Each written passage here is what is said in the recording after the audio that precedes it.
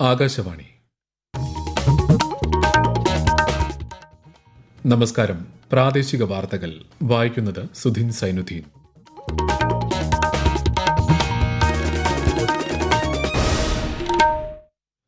പ്രധാന വാർത്തകൾ. 5 ദിവസത്തെ സന്ദർശനത്തിനായി ഇന്ത്യയിലെത്തിയ മാലദ്വീപ്സ് പ്രസിഡന്റ് മുഹമ്മദ് മുയ്സുവിന് രാഷ്ട്രപതി ഭവനിൽ ഊഷ്മള സ്വീകരണം. പ്രധാനമന്ത്രി നരേന്ദ്രമോദിയുമായി കൂടിക്കാഴ്ച നടത്തി. പ്രതിപക്ഷ ബഹളത്തെ തുടർന്ന് നിയമസഭ ഇന്നത്തേക്ക് പിരിഞ്ഞു. ചോദ്യങ്ങൾ ഉന്നയിക്കാനുള്ള അവകാശം നിഷേധിക്കുകയാണെന്ന് പ്രതിപക്ഷ നേതാവ്. യാതൊരു വിവേചനവും ഉണ്ടായിട്ടില്ലെന്ന് സ്പീക്കർ. സംസ്ഥാനത്ത് തൊഴിൽ നിയമങ്ങൾ പാലിക്കാത്ത കമ്പനികൾക്കെതിരെ ശക്തമായ നടപടി സ്വീകരിക്കുമെന്ന് മുഖ്യമന്ത്രി പിണറായി വിജയൻ. പൊതുവിപണിയിലെ ഇടപെടലുകളിലൂടെ വിലക്കയറ്റം ഫലപ്രദമായി നിയന്ത്രിക്കാൻ സംസ്ഥാന സർക്കാരിന് കഴിഞ്ഞതായി മന്ത്രി GR അനിൽ. കേരളത്തിൽ വെള്ളിയാഴ്ച വരെ ശക്തമായ മഴയ്ക്ക് സാധ്യത. ഇന്ന് 11 ജില്ലകളിൽ മഞ്ഞ ജാഗ്രത. കേരള ലക്ഷദ്വീപ് തീരങ്ങളിൽ മത്സ്യബന്ധനത്തിന് വിലക്ക്. വാർത്തകൾ വിശദമായി. മാൽദ്വീപ്സ് പ്രസിഡന്റ് മുഹമ്മദ് മുയ്സു പ്രധാനമന്ത്രി നരേന്ദ്രമോദിയുമായി ന്യൂഡൽഹിയിൽ കൂടിക്കാഴ്ച നടത്തി. ഇന്ന് രാവിലെ രാഷ്ട്രപതി ദ്രൗപദി മുർമു, പ്രധാനമന്ത്രി നരേന്ദ്രമോദി, വിദേശകാര്യമന്ത്രി S ജയശങ്കർ എന്നിവരുടെ നേതൃത്വത്തിൽ മാലദ്വീപ്സ് പ്രസിഡന്റിന് രാഷ്ട്രപതി ഭവനിൽ ഔപചാരിക സ്വീകരണം നൽകി. തുടർന്ന് രാജ്ഘട്ടിലെത്തിയ മുഹമ്മദ് മുയ്സു മഹാത്മാഗാന്ധിക്ക് ശ്രദ്ധാഞ്ജലി അർപ്പിച്ചു. 5 ദിവസത്തെ സന്ദർശനത്തിനായി ഇന്നലെയാണ് മാലദ്വീപ്സ് പ്രസിഡന്റ് ഇന്ത്യയിലെത്തിയത്. ജമ്മു കാശ്മീർ, ഹരിയാന നിയമസഭാ തെരഞ്ഞെടുപ്പുകളുടെ വോട്ടെണ്ണൽ നാളെ. 2 സംസ്ഥാനങ്ങളിലെയും എല്ലാ വോട്ടെണ്ണൽ കേന്ദ്രങ്ങളിലും ശക്തമായ സുരക്ഷാ സംവിധാനങ്ങളാണ് ഏർപ്പെടുത്തിയിട്ടുള്ളത്. പ്രതിപക്ഷ ബഹളത്തെ തുടർന്ന് നിയമസഭ ഇന്നത്തേക്ക് പിരിഞ്ഞു. പ്രതിപക്ഷത്തിന്റെ നക്ഷത്ര ചിഹ്നമിട്ട 49 ചോദ്യങ്ങൾ നക്ഷത്ര ചിഹ്നമിടാത്ത ചോദ്യങ്ങളാക്കി മാറ്റിയതിൽ പ്രതിഷേധിച്ചായിരുന്നു ബഹളം. ചോദ്യങ്ങൾ ഉന്നയിക്കാനുള്ള പ്രതിപക്ഷത്തിന്റെ അവകാശം നിഷേധിക്കുകയാണെന്ന് പ്രതിപക്ഷ നേതാവ് VD സതീശൻ പറഞ്ഞു. എന്നാൽ യാതൊരു വിവേചനവും വിഷയത്തിൽ ഉണ്ടായിട്ടില്ലെന്നും തദ്ദേശീയവും അഭ്യൂഹങ്ങളുടെ അടിസ്ഥാനത്തിലുള്ളതുമായ ചോദ്യങ്ങളാണ് ചട്ടപ്രകാരം നക്ഷത്ര ചിഹ്നമിടാത്തതാക്കി മാറ്റിയതെന്നും സ്പീക്കർ AN ഷംസീർ മറുപടി നൽകി. എല്ലാ ചോദ്യങ്ങൾക്കും മറുപടി പറയുന്ന രീതിയാണ് സർക്കാർ സ്വീകരിക്കുന്നതെന്ന് മുഖ്യമന്ത്രി പിണറായി വിജയൻ പറഞ്ഞു. പ്രതിപക്ഷ നേതാവിനെതിരെ ഭരണപക്ഷം നടത്തിയ പരാമർശത്തിൽ പ്രതിപക്ഷം ബഹളം തുടർന്നതോടെ സഭ ഇന്നത്തേക്ക് പിരിയുന്നതായി സ്പീക്കർ അറിയിച്ചു. മുഖ്യമന്ത്രിയുടെ ദുരിതാശ്വാസ നിധിയിൽ നിന്ന് വിവിധ ഇനങ്ങളിലായി ഇതുവരെ 2135.5 കോടി രൂപ വിതരണം ചെയ്തതായി മുഖ്യമന്ത്രി പിണറായി വിജയൻ. അപേക്ഷകൾ ഓൺലൈനാക്കിയതോടെ ധനസഹായം ലഭ്യമാക്കുന്നതിലെ കാലതാമസം ഒഴിവായതായും മുഖ്യമന്ത്രി പറഞ്ഞു. നിയമസഭയിൽ ചോദ്യോത്തരവേളയിൽ സംസാരിക്കുകയായിരുന്നു അദ്ദേഹം. നമ്മുടെ നാടിനെ അടുത്തറിയുന്ന ലോകമെമ്പാടുമുള്ളവർ നൽകുന്ന സംഭാവനയാണ് മുഖ്യമന്ത്രിയുടെ ദുരിതാശ്വാസ നിധിയുടെ പ്രധാന സ്രോതസ്. 2016-17 മുതൽ 2024-25 വരെ 1950 കോടി രൂപയാണ് ഇപ്രകാരം നീക്കിവെച്ചത്. ഓഖിയുടെയും പ്രളയത്തിന്റെയും അവസരങ്ങളിലും ഇപ്പോൾ ചൂരൽമല, മുണ്ടക്കൈ എന്നിവിടങ്ങളിലുണ്ടായ ഉരുൾപൊട്ടലിന്റെ അവസരത്തിലും ജനങ്ങൾ നൽകിയ സംഭാവന വളരെ വലുതാണ്. രാജ്യത്ത് എല്ലാ മേഖലകളിലും തൊഴിൽ നിയമങ്ങൾ പാലിക്കപ്പെടുന്നുവെന്ന് ഉറപ്പാക്കണമെന്ന് മുഖ്യമന്ത്രി പിണറായി വിജയൻ. സംസ്ഥാനത്ത് തൊഴിൽ നിയമ ചട്ടങ്ങൾ കൃത്യമായി പാലിക്കാത്ത കമ്പനികൾക്കെതിരെ ശക്തമായ നടപടിയെടുക്കുമെന്നും മുഖ്യമന്ത്രി പറഞ്ഞു. പൂനെയിൽ സ്വകാര്യ കമ്പനിയിൽ ജോലി ചെയ്തിരുന്ന എറണാകുളം സ്വദേശി അന്യ സെബസ്റ്റ്യന്റെ മരണവുമായി ബന്ധപ്പെട്ട് PP ചിത്രരഞ്ജൻ MLA യുടെ ശ്രദ്ധ ക്ഷണിക്കലിന് മറുപടി പറയുകയായിരുന്നു അദ്ദേഹം.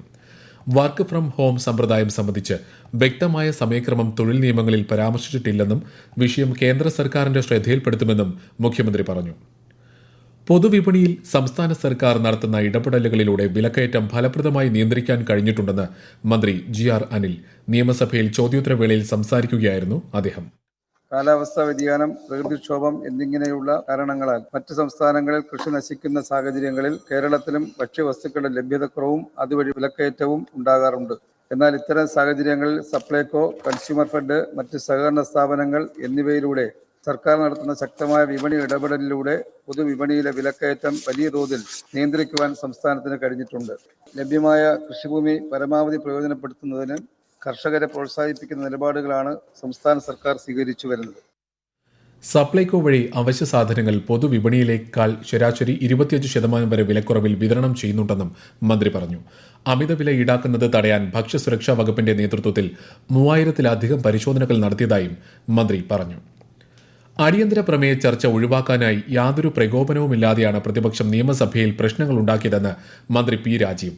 സഭയുടെ നിലവാരം ചേർത്ത് പിടിക്കാനാണ് സ്പീക്കർക്കെതിരെയുള്ള പരാമർശങ്ങൾ സഭ രേഖയിൽ നിന്ന് മാറ്റിയതെന്നും മന്ത്രി വാർത്താസമ്മേളനത്തിൽ പറഞ്ഞു. സ്പീക്കറിന്റെയും സർക്കാരിന്റെയും ഭാഗത്തു നിന്നും ദൌർഭാഗ്യകരമായ നിലപാടാണ് നിയമസഭയിൽ ഉണ്ടായതെന്ന് പ്രതിപക്ഷ നേതാവ് വി ഡി സതീശൻ നിയമസഭയ്ക്ക് പുറത്ത് മാധ്യമപ്രവർത്തകരോട് സംസാരിക്കുകയായിരുന്നു അദ്ദേഹം. ജനാധിപത്യപരമായ ആവശ്യമാണ് പ്രതിപക്ഷം സഭയിൽ ഉന്നയിച്ചതെന്നും തന്നോട് സ്പീക്കർ അനാദരവോടുകൂടിയാണ് സംസാരിച്ചതെന്നും ശ്രീ സതീശൻ ആരോപിച്ചു. ഈ വാർത്തകൾ ആകാശവാണിയിൽ നിന്ന്. ആകാശവാണി വാർത്തകളും വാർത്താ അധിഷ്ഠിത പരിപാടികളും all India radio news Thiruvananthapuram YouTube ചാനലിലും all India radio news Thiruvananthapuram Facebook പേജിലും AR News_ തിരുവനന്തപുരം ഇൻസ്റ്റഗ്രാം അക്കൌണ്ടിലും AR News_TVM X ഹാൻഡിലും ലഭ്യമാണ്. നടിയുടെ ലൈംഗിക അതിക്രമ പരാതിയിൽ നടൻ സിദ്ദീഖ് ചോദ്യം ചെയ്യലിന് തിരുവനന്തപുരത്ത് ഹാജരായി. സുപ്രീംകോടതിയിൽ നിന്നും ഇടക്കാല ജാമ്യം അനുവദിച്ചതിന് പിന്നാലെ ചോദ്യം ചെയ്യാൻ ഹാജരാകാൻ തയ്യാറാണെന്ന് സിദ്ദീഖ് പോലീസിനെ അറിയിച്ചിരുന്നു. ചോദ്യം ചെയ്ത ശേഷം സിദ്ദീഖിനെ വിട്ടയക്കും. ഇന്ന് ലോക പരുത്തി ദിനം. വസ്ത്രവ്യവസായം, മൃഗങ്ങളുടെ തീറ്റ, മെഡിക്കൽ സപ്ലൈസ്, ഭക്ഷ്യ എണ്ണയുടെ ഉൽപ്പാദനം എന്നിവയിൽ നിർണായക പങ്ക് വഹിക്കുന്ന പരുത്തിയുടെ പ്രാധാന്യം മുൻനിർത്തിയാണ് ദിനാചരണം സംഘടിപ്പിക്കുന്നത്. പരുത്തി മേഖലയുടെ സുസ്ഥിരത വർദ്ധിപ്പിക്കുകയാണ് ദിനാചരണത്തിന്റെ ലക്ഷ്യം. സംസ്ഥാനത്ത് വെള്ളിയാഴ്ച വരെ ശക്തമായ മഴയ്ക്ക് സാധ്യതയെന്ന് കേന്ദ്ര കാലാവസ്ഥാ വകുപ്പ്. തൃശൂർ, കണ്ണൂർ, കാസർഗോഡ് ഒഴികെയുള്ള 11 ജില്ലകളിൽ ഇന്ന് മഞ്ഞ ജാഗ്രത പ്രഖ്യാപിച്ചു. നാളെ ഇടുക്കി ജില്ലയിൽ ഓറഞ്ച് ജാഗ്രതയും 7 ജില്ലകളിൽ മഞ്ഞ ജാഗ്രതയും നൽകിയിട്ടുണ്ട്. കേരള, ലക്ഷദ്വീപ് തീരങ്ങളിൽ വ്യാഴാഴ്ച വരെ മത്സ്യബന്ധനത്തിന് വിലക്ക് ഏർപ്പെടുത്തി. ആലപ്പുഴ, എറണാകുളം ജില്ലകളെ ബന്ധിപ്പിക്കാൻ ബോട്ട് സർവീസ് ആരംഭിക്കാനുള്ള ശ്രമവുമായി ജലഗതാഗത വകുപ്പ്. അരൂക്കുറ്റിയിൽ നിന്ന് തേവരയ്ക്കും കുമ്പളത്തേക്കും പരീക്ഷണാടിസ്ഥാനത്തിൽ ബോട്ട് സർവീസ് നടത്തി. കൂടുതൽ വിവരങ്ങളുമായി ആകാശവാണി ആലപ്പുഴ ജില്ലാ പ്രതിനിധി ആർ രവികുമാർ. ദേശീയപാതയിൽ തുറവൂർ മുതൽ അരൂർ വരെയുള്ള ഭാഗത്ത് മേൽപ്പാലം നിർമ്മിക്കുന്നതിനെ തുടർന്നുണ്ടായ ഗതാഗതക്കുരുക്ക് ഒഴിവാക്കാൻ അധികൃതർ പല മാർഗങ്ങളും പരീക്ഷിച്ചു തുടങ്ങിയിരിക്കുകയാണ്. ഇതിലൊന്നാണ് കായൽ മാർഗമുള്ള ജലഗതാഗത വകുപ്പിന്റെ ബോട്ട് യാത്ര. നേരത്തെ വൈക്കത്ത് നിന്ന് വേഗ എന്ന പേരിലുള്ള ബോട്ട് എറണാകുളത്തേക്ക് സർവീസ് നടത്തിയിരുന്നതാണ്. വൈറ്റില വാട്ടർ മെട്രോയിലേക്കോ എറണാകുളം ബോട്ട് ജെട്ടിയിലേക്കോ ബോട്ട് സർവീസ് തുടങ്ങിയാൽ യാത്രക്കാർക്ക് പ്രയോജനം ലഭിക്കും. 2020 വനിതാ ലോകകപ്പ് ക്രിക്കറ്റിൽ ഇന്ന് ഇംഗ്ലണ്ട് ദക്ഷിണാഫ്രിക്കയെ നേരിടും. ഇന്നലെ നടന്ന മത്സരത്തിൽ പാകിസ്ഥാനെതിരെ ഇന്ത്യ 6 വിക്കറ്റിന് വിജയിച്ചു. സൂപ്പർ ലീഗ് കേരള ഫുട്ബോളിൽ തിരുവനന്തപുരം കൊമ്പൻസിനെതിരെ കാലിക്കറ്റ് FCക്ക് ജയം. 1-4 ഗോളുകൾക്കാണ് കാലിക്കറ്റിന്റെ വിജയം. ഇതോടെ 10 പോയിന്റുമായി കാലിക്കറ്റ് പട്ടികയിൽ രണ്ടാമതും 6 പോയിന്റുമായി കൊമ്പൻസ് നാലാമതുമാണ്. ബുധനാഴ്ച നടക്കുന്ന മത്സരത്തിൽ മലപ്പുറം FC ഫോഴ്സ കൊച്ചിയെ നേരിടും. സംസ്ഥാന സ്കൂൾ ഗെയിംസ് ഗ്രൂപ്പ് 3 മത്സരങ്ങൾ കണ്ണൂരിൽ പുരോഗമിക്കുന്നു. സീനിയർ ആൺകുട്ടികളുടെയും പെൺകുട്ടികളുടെയും ഗുസ്തി മത്സരങ്ങളും ജൂനിയർ ആൺകുട്ടികളുടെയും പെൺകുട്ടികളുടെയും അമ്പെയ്ത്ത് മത്സരങ്ങളുമാണ് നടക്കുന്നത്.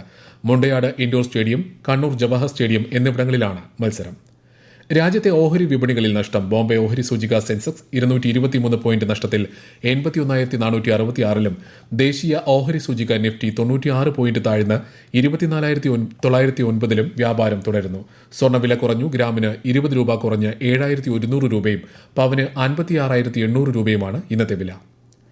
റേഷൻ മസ്റ്ററിംഗ് നടത്താനായി സർക്കാർ നിശ്ചയിച്ച സമയപരിധി നാളെ അവസാനിക്കും.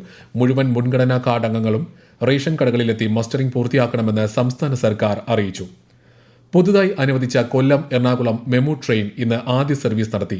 രാവിലെ 5:55-ന് കൊല്ലം സ്റ്റേഷനിൽ നിന്ന് പുറപ്പെട്ട ട്രെയിനിൽ എംപിമാരായ കൊടിക്കുന്നിൽ സുരേഷ്, NK പ്രേമചന്ദ്രൻ എന്നിവർ യാത്ര ചെയ്തു. സ്പെഷ്യൽ ട്രെയിൻ കോട്ടയം വഴി സർവീസ് നടത്തും. പ്രധാന വാർത്തകൾ വീണ്ടും. 5 ദിവസത്തെ സന്ദർശനത്തിനായി ഇന്ത്യയിലെത്തിയ മാലദ്വീപ്സ് പ്രസിഡന്റ് മുഹമ്മദ് മുയ്സുവിന് രാഷ്ട്രപതി ഭവനിൽ ഊഷ്മള സ്വീകരണം. പ്രധാനമന്ത്രി നരേന്ദ്രമോദിയുമായി കൂടിക്കാഴ്ച നടത്തി. പ്രതിപക്ഷ ബഹളത്തെ തുടർന്ന് നിയമസഭ ഇന്നത്തേക്ക് പിരിഞ്ഞു. ചോദ്യങ്ങൾ ഉന്നയിക്കാനുള്ള അവകാശം നിഷേധിക്കുകയാണെന്ന് പ്രതിപക്ഷ നേതാവ്. യാതൊരു വിവേചനവും ഉണ്ടായിട്ടില്ലെന്ന് സ്പീക്കർ. സംസ്ഥാനത്ത് തൊഴിൽ നിയമങ്ങൾ പാലിക്കാത്ത കമ്പനികൾക്കെതിരെ ശക്തമായ നടപടി സ്വീകരിക്കുമെന്ന് മുഖ്യമന്ത്രി പിണറായി വിജയൻ. പൊതുവിപണിയിലെ ഇടപെടലുകളിലൂടെ വിലക്കയറ്റം ഫലപ്രദമായി നിയന്ത്രിക്കാൻ സംസ്ഥാന സർക്കാരിന് കഴിഞ്ഞതായി മന്ത്രി GR അനിൽ. കേരളത്തിൽ വെള്ളിയാഴ്ച വരെ ശക്തമായ മഴയ്ക്ക് സാധ്യത. ഇന്ന് 11 ജില്ലകളിൽ മഞ്ഞ ജാഗ്രത. കേരള, ലക്ഷദ്വീപ് തീരങ്ങളിൽ മത്സ്യബന്ധനത്തിന് വിലക്ക്. പ്രാദേശിക വാർത്തകൾ കഴിഞ്ഞു. അടുത്ത വാർത്താ പ്രക്ഷേപണം 12:50-ന്.